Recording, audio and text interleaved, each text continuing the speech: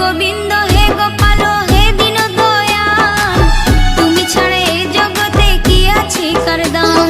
হে গোবিন্দ হে গোপাল হে দীন দয়াল, তুমি ছাড়া এই জগতে কি আছে কার দাম। তুমি সৃষ্টি তুমি পালক তুমি অন্তর্যামী, তোমার হাতে নাচে জগৎ তুমি সবার মালিক। তুমি সৃষ্টি তুমি পালক তুমি অন্তর্যামী, তোমার হাতে নাচে জগৎ তুমি সবার মালিক।